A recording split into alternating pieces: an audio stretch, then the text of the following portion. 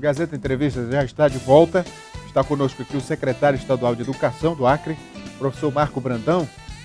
Secretário, o censo escolar que está acontecendo aí, que levanta a realidade das escolas do ensino de forma geral. Que avaliação o senhor faz desse trabalho e dessa realidade que muitas vezes é questionada, né? Então, boa tarde, Rogério. Aliás, boa noite. Desculpa Boa noite. o horário. Boa noite aos telespectadores. O censo é uma ferramenta importante que sempre foi usada na educação, como é o do IBGE, por exemplo, né, para traduzir qual é a realidade que nós temos. No caso do IBGE, qual é a realidade brasileira?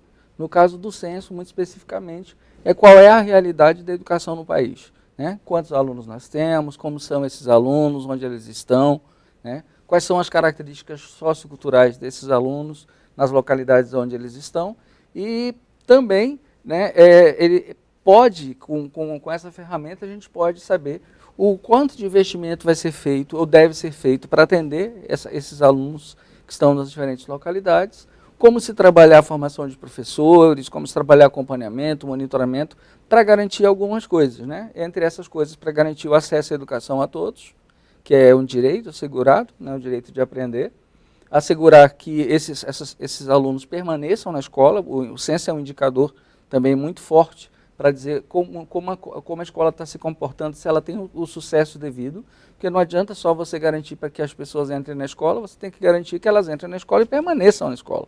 Né? E permanecendo na escola, elas têm um sucesso. Né? Os dados do censo, por exemplo, de evasão e repetência, que é o que a gente chama de fluxo, eles são utilizados, esse ano, por exemplo, é o ano de Prova Brasil, que é o que dá o resultado do IDEB lá, que você conhece, né? E o cruzamento, o IDEB faz um cruzamento entre a proficiência que os alunos demonstram em determinadas áreas do conhecimento, como matemática e português, com a capacidade que a escola tem de manter os alunos estudando e tendo sucesso, sendo aprovados, por exemplo. Né? Secretário, tem um assunto que também é muito destacado na mídia, que é a violência, e a violência entre os jovens.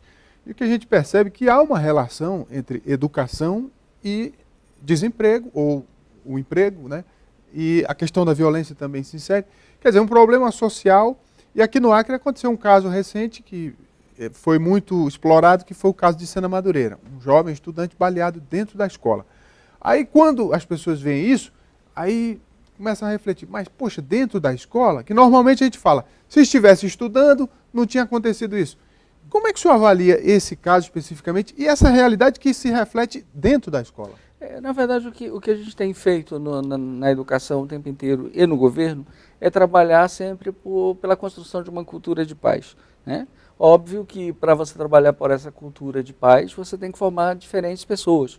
Você tem que formar cidadãos que saibam conviver, que saibam respeitar, né? que saibam amar a si mesmos e a outras pessoas.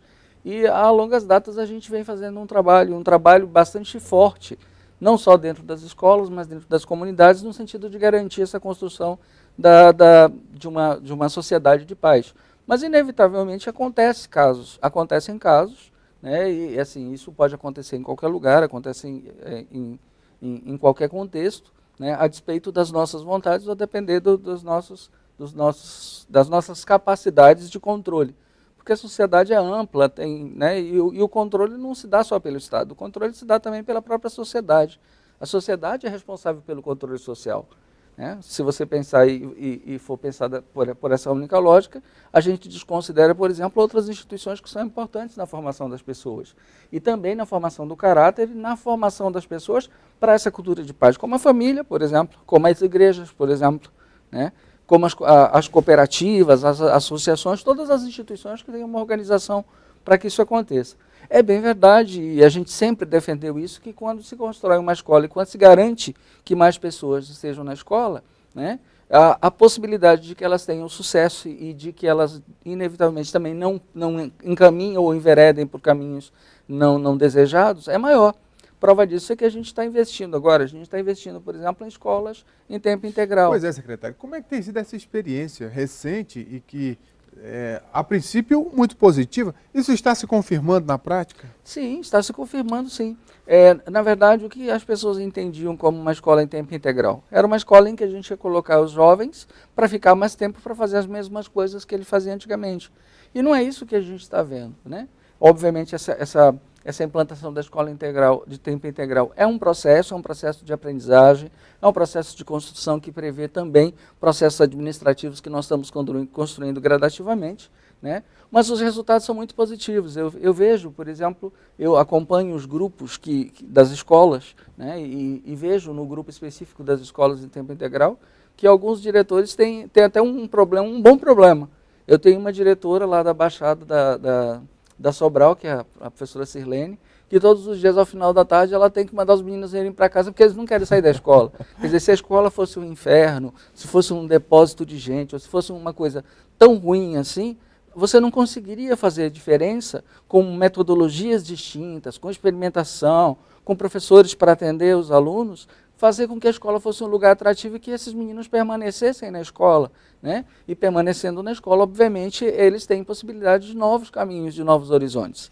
Eu quero voltar um pouquinho numa coisa que o senhor falou, o papel da família. Se cobra muito do Estado, se cobra muito, porque tem que ter educação de qualidade. Mas até que ponto a qualidade da educação, quem faz é o próprio aluno? Como é que o senhor vê essa relação? Na verdade, nós temos algumas variáveis para o processo de aprendizagem. Em primeiro lugar, óbvio que o aluno tem que querer estudar. Ele tem que querer aprender, e aprender não tem que ser uma obrigação. A gente tem ido muito, as pessoas acham que é passear, né? A gente tem ido muito às escolas conversar e dialogar com a juventude, com os alunos, para falar para eles sobre a importância que o conhecimento tem na vida que a gente tem. Nós temos uma sociedade que está aí, né?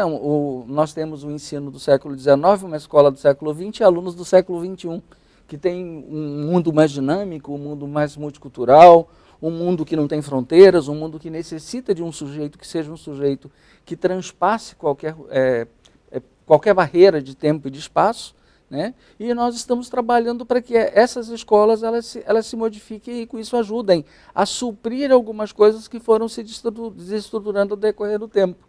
Por exemplo, quando você pega duas escolas, uma que tem escolas que vêm de comunidades letradas e escolas que vêm de comunidades não letradas, o trabalho da escola é completamente diferente. Porque quando você fala em letramento, não é só simplesmente, Rogério, a capacidade que as pessoas têm de dominar a escrita ou não a escrita. Mas existem valores, existem comportamentos, existem procedimentos, existem razões de existência diferentes, natureza diferente das pessoas, que a escola acaba tendo que entender, compreender para poder trabalhar e modificar. E suprir, muitas vezes, algumas coisas que são trabalhadas que deveriam ser trabalhadas pela família. Como, por exemplo, os valores socioemocionais.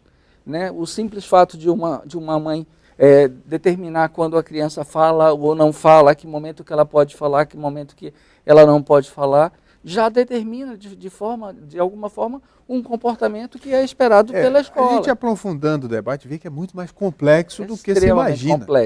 Extremamente complexo. Houve uma pesquisadora, por exemplo, nos Estados Unidos, que se a gente tivesse tempo ia debater muita coisa, né, em que ela fez análise exatamente de 3 comunidades, 2 comunidades letradas e uma não letrada. E ela mostrou que a escola, no formato que ela vinha, né, tradicionalmente, ela favorecia muito as escolas que vêm com filhos de pessoas letradas, mas ela não compreendia a essência das pessoas não letradas. Né? E, por exemplo, ela analisa a realidade americana, e lá na realidade americana eles têm uma tal de contar histórias, que é o telling stories. Todas as noites a criança, antes de dormir, senta, deita, o pai ou a mãe... acaba criando um hábito, né? Sim, ela tem um contato com a escrita passa a ser uma coisa que faz parte da vida dela, o conhecimento passa a fazer parte da vida dela, mas o tipo de comportamento que se tem ali, a relação, o respeito, né, os processos que são instalados, as comparações que são feitas entre a vida e o mundo da ficção, essas coisas que são necessárias que a gente comece a aprender para poder entrar no mundo da escola são fundamentais. Secretário, para encerrar, vou falar do prêmio Gestão Escolar, que as escolas ficam muito aquela expectativa para ver quem vai ser a melhor e tal. Como é que está essa programação? Então, o Acre coordena no Brasil, junto com o Tocantins, o Prêmio Nacional de Gestão Escolar. Nós fizemos o lançamento agora recentemente na Feira Bet, em São Paulo, com a presença do presidente do Concede, e aqui nós vamos fazer o lançamento no Acre amanhã. Pela manhã de manhã nós vamos estar em Rio Branco, em seguida nós seguimos para fazer o lançamento no Alto Acre. E vamos fazer isso também com o lançamento do Censo Casado, nos diferentes municípios, nas diferentes regionais. Né? E o prêmio de gestão escolar é um momento oportuno em que a escola tem a oportunidade, na verdade, tem um momento que seria adequado para ela apresentar suas boas práticas, aqueles projetos que ela construiu, porque a escola é um lugar de produção de conhecimento, Rogério. Muito obrigado ao secretário estadual de Educação, professor Marco Brandão. O Gazeta Entrevista vai fazer um intervalo. A gente volta daqui a pouco. É só um instante. Até já.